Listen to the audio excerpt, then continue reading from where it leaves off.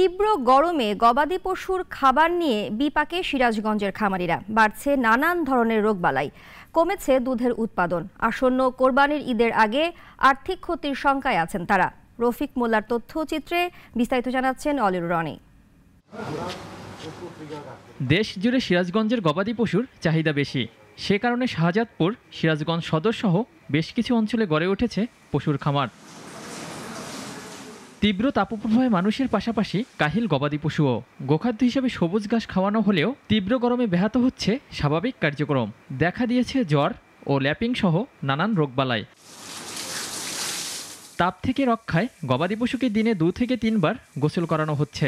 খামার শীতল রাখা হচ্ছে কৃত্রিম উপায়ে ছাউনি ও ফ্যান লাগিয়ে। তবে তাতেও সুফল আসছে না খুব একটা। ফলে আসছে কোরবানির ঈদে আর্থিক ক্ষতির মুখে খামারিরা। গরমের জন্য যে গরুর স্বাভাবিক রোগ প্রতিরোধ ক্ষমতা সেগুলো কমে যাচ্ছে। মোটা তাজা করতে গেলে আমরা ভয় পাচ্ছি যে এই গরমে কি হবে না হবে।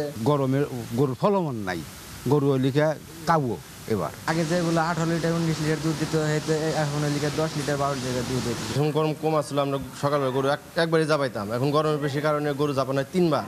রোগ নিয়ন্ত্রণে বিনামূল্যে চিকিৎসা সহ সমস্যা সমাধানে তৎপর থাকার কথা বলছে প্রাণী সম্পদ বিভাগ।